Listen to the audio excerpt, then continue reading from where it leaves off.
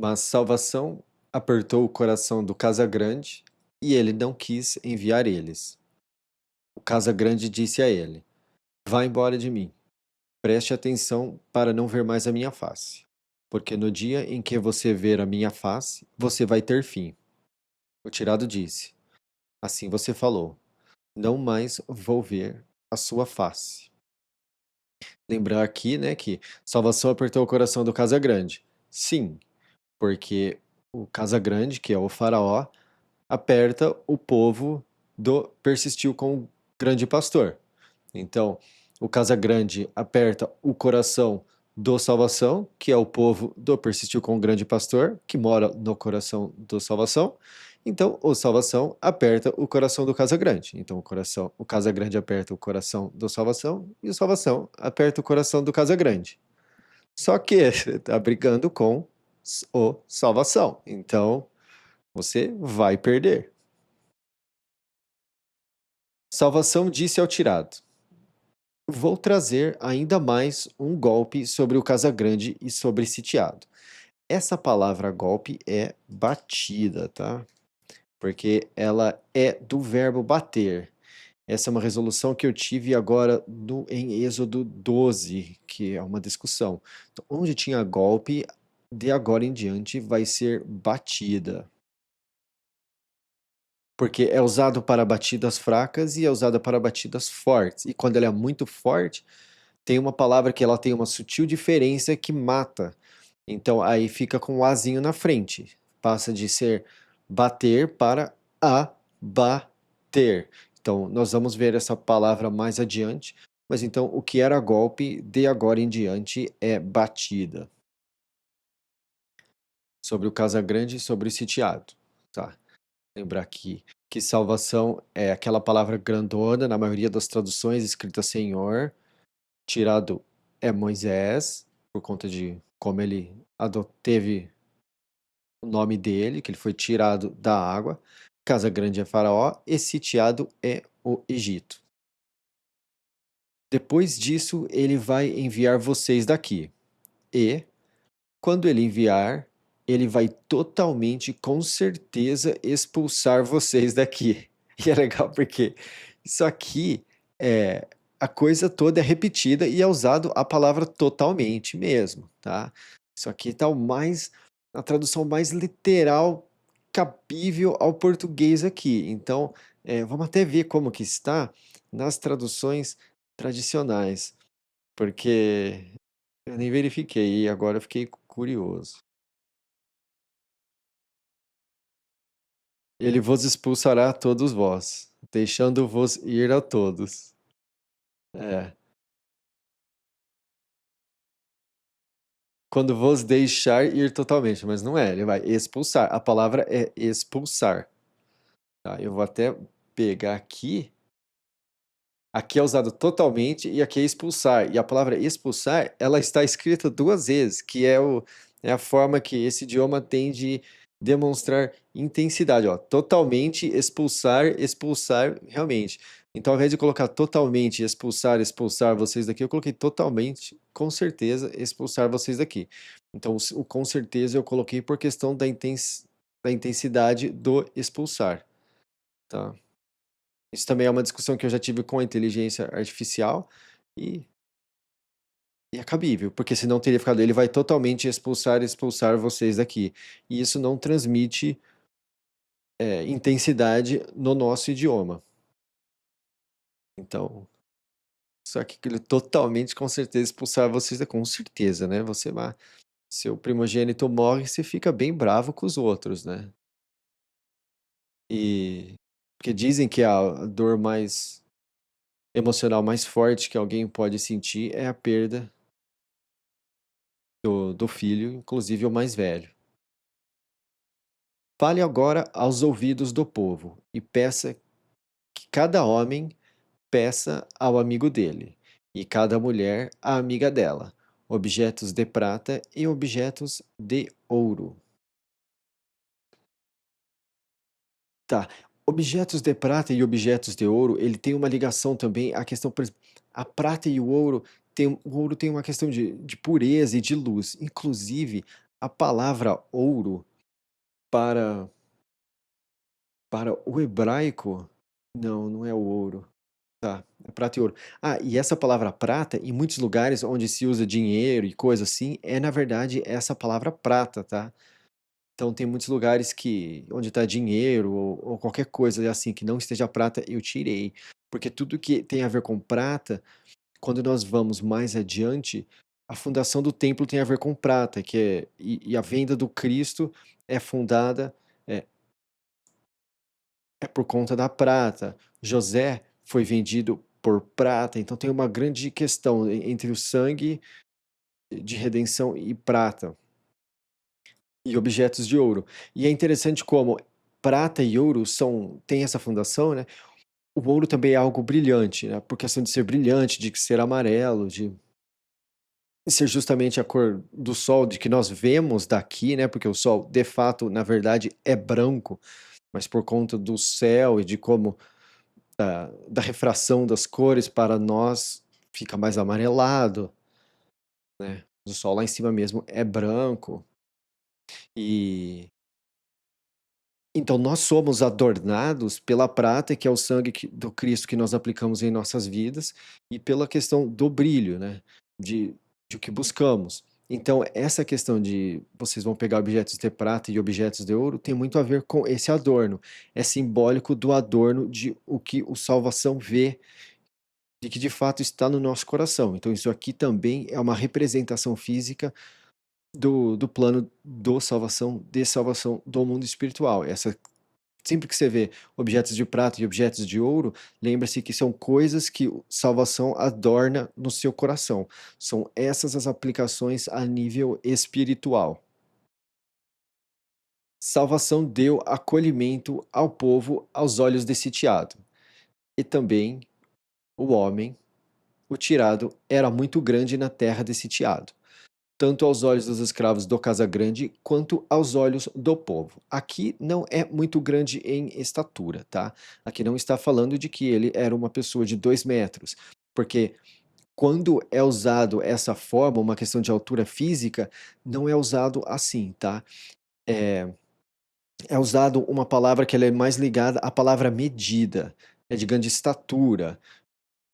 Quando algo tem um grande tamanho, é mais usada essa palavra que eu traduzo como estatura, e não essa aqui. São palavras diferentes, inclusive no texto original. Então não tem a ver com o fato de que ele era alto. Ele era alto? Talvez. Não sei. Mas essa palavra aqui, esse conjunto dessas duas palavras, era muito grande. Não é usado no sentido de tamanho físico, tá? Pode ser que era, pode ser, mas não é dessa forma que essas palavras são usadas. Isso aqui é muito provavelmente na questão de moral, ao ver do povo, que consideravam ele um grande homem, no sentido do, de caráter e outras funções assim. Tá? Assim, é o que o vocabulário dá, o uso do vocabulário dá a entender. Salvação deu acolhimento. Esse acolhimento aqui também é outra coisa, tá? Graça. É. Ó, em uma tá graça, outra tá favoráveis. Vamos ver em mais aqui, como que tá. Encontrar-se graça e graça. Tá. Essa palavra, ela vai sempre se encaixar como acolhimento. E graça fica uma coisa, tipo, o que que é graça? Ai, deu graça, deu graça. O que que é dar graça aos olhos de alguém? Não, quando você quando você conversa com as pessoas no dia a dia, ela fala assim, ai, deu graça ao meu olho. Não, se uma palavra que é muito usada, inclusive que nós usávamos na psicologia, é acolhimento. E ela se encaixa em todos os lugares como acolhimento. Então o que acontece? Salvação deu acolhimento ao povo aos olhos desse sitiado. Então o povo estava se sentindo, quis acolher o povo desse sitiado porque eles viram a perseguição. E como que faz sentido também esse acolhimento? Porque nós vamos ver que uma multidão mista sai desse sitiado do Egito. Não é apenas os hebreus, né? Os do cruzar. É também muita gente de sitiado, que é natural de sitiado, tá? Então é por isso que acolhimento se encaixa, né? Pô, eles tiveram dó, coisa assim, né? Pô, se sentiu acolhido. Não, pá, toma aqui, pá. E essas coisas, nós vamos ver que esses objetos de prata e objetos de ouro, se você para ler aqui, nossa, Deus estava, ele tem que tirar toda essa galera de lá e está preocupado com objetos de prata e objetos de ouro. Poxa, que ganância. Não, não é assim, tá? Nós vamos ver que esses objetos, eles são feitos para eles construírem o templo no deserto. Não é usado para exatamente para eles comercializarem as coisas, porque mais adiante nós vamos ver que inclusive, o salvação fala, ó, quem sentir no coração de dar, né? Quem sentir voluntariamente, dê voluntariamente. Inclusive, isso é do Novo Testamento, que você dá voluntariamente. Se você é forçado a dar, não dá. Né? Você dá com alegria. Se você não tem alegria, aquela motivação de dar, se está dando por obrigação, você não está dando por alegria. E você não tem como resgatar uma alegria no seu coração antes de dar. É um sexto sentido perante a situação se você deve dar algo ou não. Né? Então você tem, se você sente um acolhimento no seu coração e você quer dar algo para alguém, aí beleza. Mas se você não sente aquele negócio, não, poxa, de fato eu quero ajudar, se você dá, não é não é o ideal. Ao meu ver, é como se fosse fazer arroz sem água, tá? Você tem o arroz, se você não tem água, eu vou fazer o arroz, mas eu não tenho água, coloco o arroz na panela, você estraga o arroz e às vezes até a mesma panela, você tem que ter água, então você tem que ter as duas coisas, né? É um ingrediente, é o acolhimento no coração diante da situação do próximo e também, né, o ter a coisa, fazer o ato. Então, é nesse sentido. Se você não sente, se você não acolhe aquela pessoa que pede a sua ajuda no seu coração de uma forma, às vezes é simplesmente um sexto sentido de que você não deva ajudar essa pessoa, por qualquer que seja o motivo. E isso é normal, porque às vezes você ajuda, você acha que está ajudando, mas está atrapalhando. Você não está ajudando a pessoa a ir para frente, você está deixando ela mais acomodada. Então, não dar, não, não dar para alguém não necessariamente é não ajudar. Às vezes, não dando é o que ajuda, porque faz a pessoa acordar.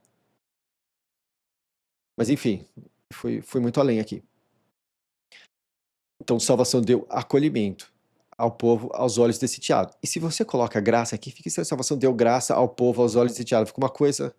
Ai, não, acolhimento. O povo sentiu aquele acolhimento diante da situação, porque essas pessoas eram de salvação e elas estavam sendo abençoadas pelo salvação.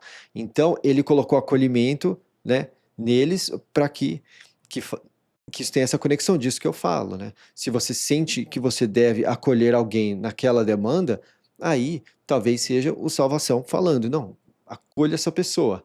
Se não, tem um motivo do qual você não está sentindo acolhimento diante daquela situação. E também o homem, o tirado, era muito grande na terra desse tirado. E então essa é a história por trás desse acolhimento. Então o tirado disse: Assim disse salvação: Por volta da metade da noite eu vou sair pelo meio desse sitiado. Todo primogênito na terra de sitiado vai ter fim, desde o primogênito do Casagrande que senta no trono dele, até o primogênito da escrava que está atrás das pedras de moer, e todo primogênito de animal. Vai ter um grito grande em toda a terra de sitiado, como nunca teve antes e como não vai ter mais.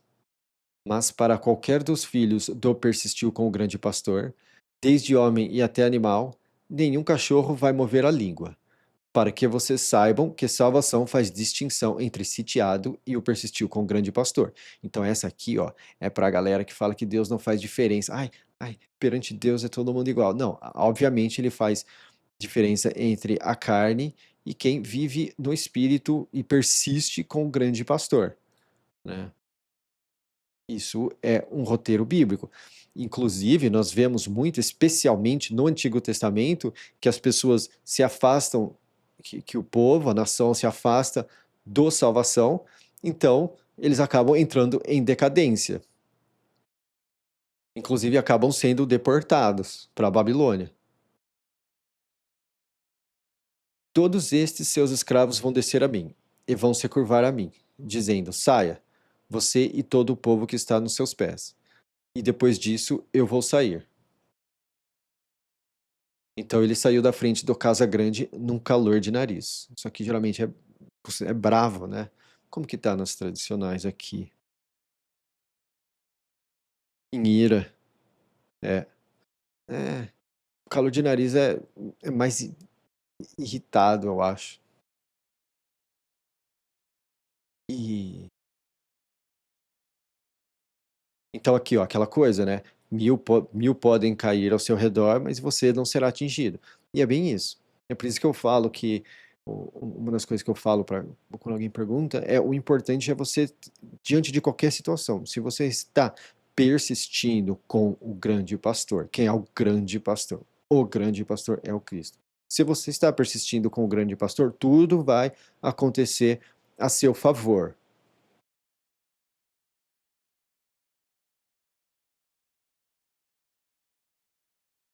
Salvação disse ao tirado: O Casa Grande não vai ouvir vocês, para que os meus feitos impossíveis se multipliquem na terra de sitiado.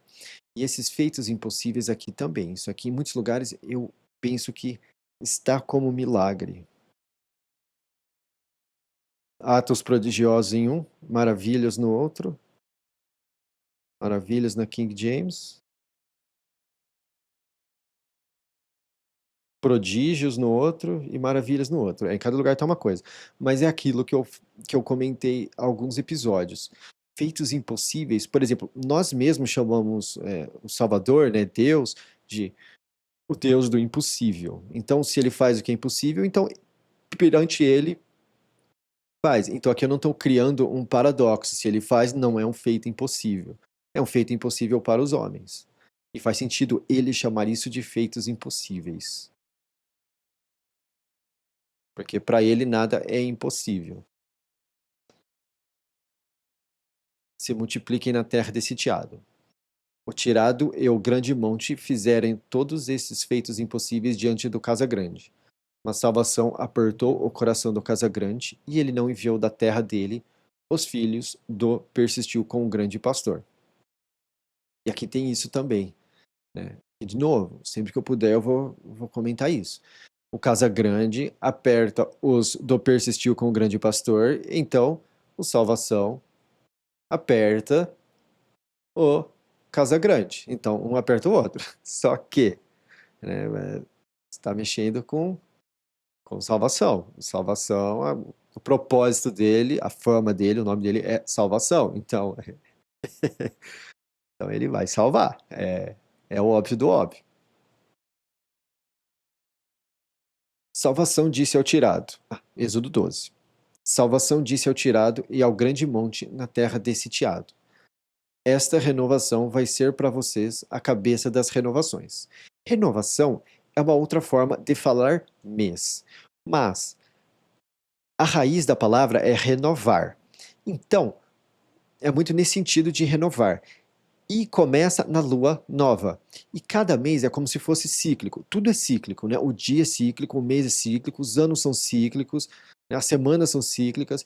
E o que dá a se entender é que é muito dessa forma. E até mesmo a palavra ela é cíclica, porque aqui no começo, mais ou menos no começo de tudo, né? Que é Êxodo, é mais ou menos o começo da Bíblia, nós vemos que todos esses grandes feitos acontecem, né? Esses feitos impossíveis. E depois isso acontece também lá em Apocalipse, né? São feitos impossíveis que são bastante semelhantes aos que aconteceram em Sitiado, no Egito, só que de forma muito mais intensa. Então então eu não usei a palavra mês. Mas se você acompanhar com uma Bíblia convencional, uma das traduções tradicionais, lá vai estar a palavra mês. E também porque isso não é contabilizado da mesma forma que nós contabilizamos o mês. Esse renovação, ele começa na lua nova. E os nossos meses não começam na lua nova.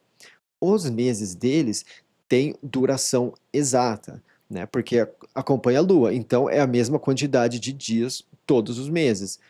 Nós não, né?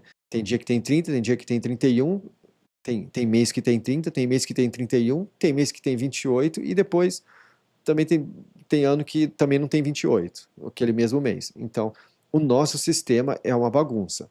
E esse sistema aqui é a mesma quantidade de dias, sempre pela lua nova. Você olha para cima, você não enxerga a lua, se não tem nuvem, você sabe que, né, tá no começo do mês. Se você olha para cima e você vê que a lua está cheia, você sabe que está no meio do mês. Então e é sempre a mesma quantidade de dias, porque a lua demora, né, é cada é fixo o número, mais ou menos. Ela é a primeira para vocês nas renovações do ano. Então, esta renovação, que vai ser essa lua nova ou este mês, vai ser para vocês a cabeça das renovações, como se fosse o topo, o começo, né? Ela é a primeira para vocês nas renovações do ano. Falem a todas as testemunhas do Persistiu com o Grande Pastor, dizendo: no dia 10 desta renovação, eles vão pegar para eles, cada homem, um pequeno do rebanho, de acordo com a casa dos pais. Um pequeno do rebanho para a casa.